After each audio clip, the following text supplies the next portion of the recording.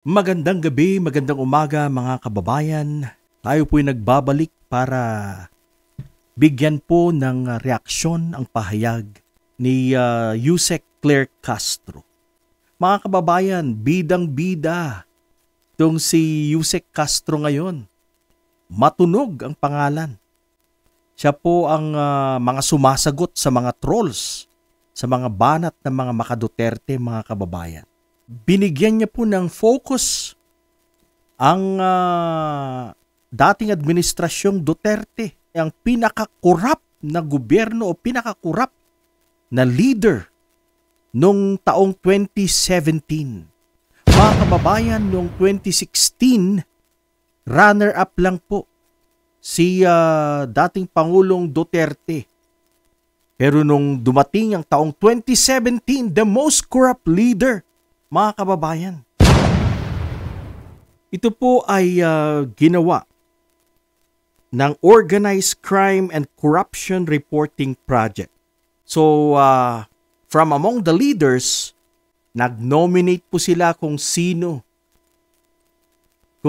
sa palagay nila ang pinaka-corrupt na leader at si Rodrigo Roa Duterte nga po ang lumabas.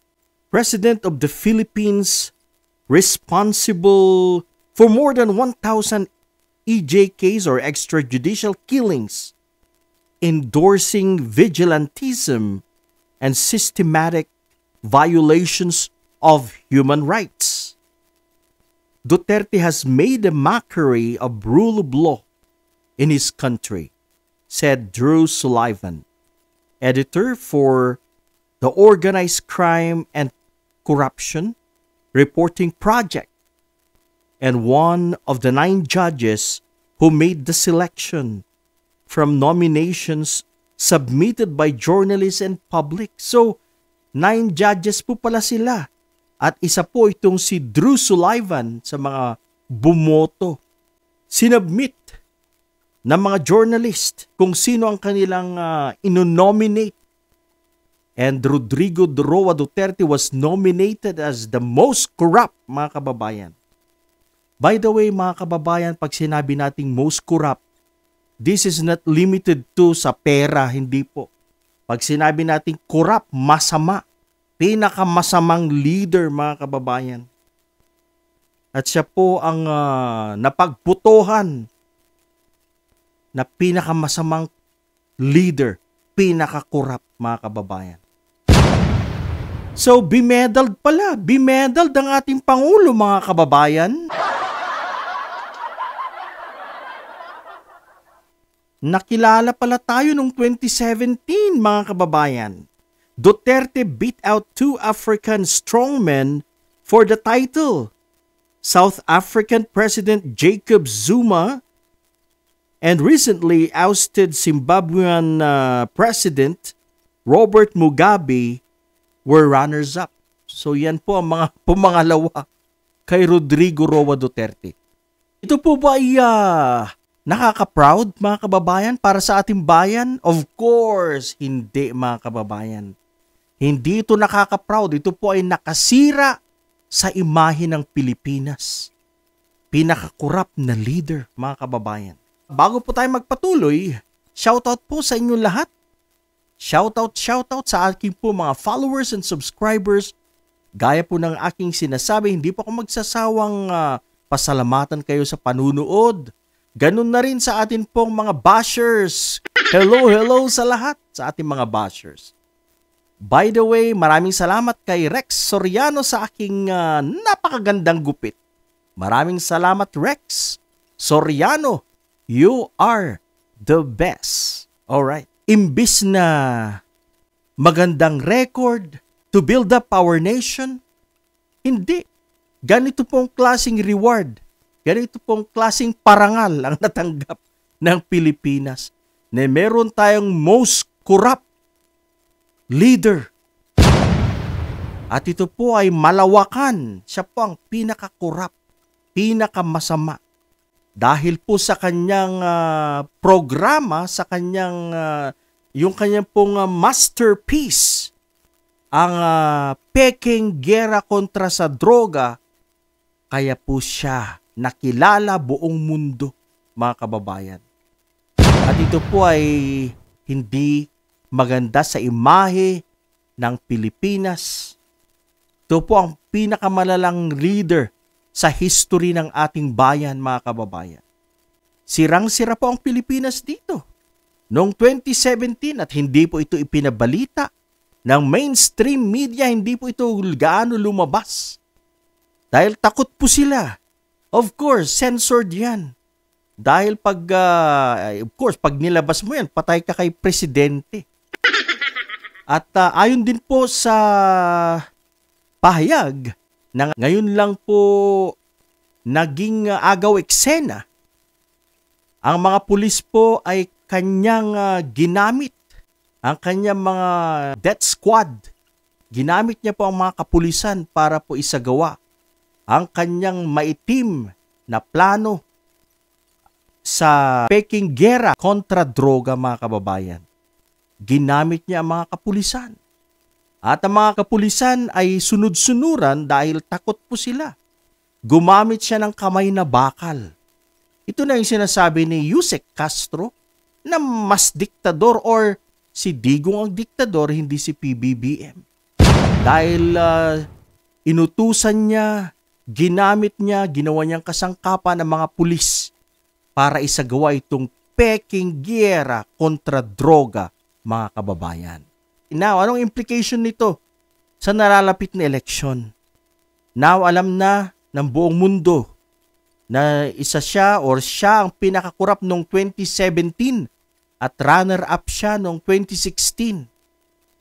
Anong masasabi nyo sa mga panatikong Duterte? Palakpakan ba dahil meron siyang award? Isang bemedaled president? Nakakuha ng medalya sa pinakakurap na leader, mga kababayan. Anong masasabi ngayon ng mga panatikong Duterte, mga sumusuporta sa mga Duterte? Anong masasabi nyo na siya ang pinakakurap? Okay ba? Palakpakan pa ba hanggang ngayon? Mga kababayan, pag nakabalik po sa pwesto ang pamilyang ito, abay, mas lalo pa po ito sa pinakakurap pag nakabalik po sila. Lalo na po kung ang anak niya ang nanguna. Mas lalo pa sa pinakakurap, mga kababayan. Kaya sa susunod na eleksyon, paparating na eleksyon, huwag po nating suportahan ang mga iniendorso ng pinakakurap na leader. Dahil siguradong bubuhayin po nila ang dating pananakot at sigurado pong marami pong maaabuso, mga buhay na maaabuso, mga kapwa nating Pilipinong maaabuso, at marami po ang maglalaho, mga kababayan, lalo na po yung kanilang mga kaaway. Kaya hindi po natin hahayaan ito makabalik sa pwesto ang pamilyang ito. Dapat ngayon pa lang kontrahin po natin ang kanyang sinusuportahan, ang kanyang PDP senatorial candidates, mga kababayan. Let's try to block this group. Huwag po nating hayaang makapwesto itong mga ito dahil sila po ang magiging proteksyon ng dating Pangulo, ng Vice Presidente, mga kababayan. Kailangan po nating sibakin at ibasura itong mga kandidato ng dating Pangulo, mga kababayan. Sapagkat sila po ang salot ng ating bayan.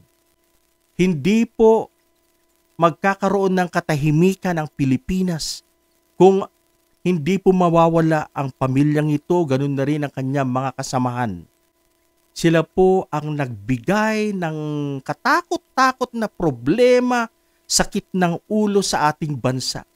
Napag-alaman, kasasabi po ni Attorney Claire Castro na mas marami po ang krimen sa panahon ng Duterte administration kumpara mo po sa ngayon dahil sa Pogo, mga kababayan.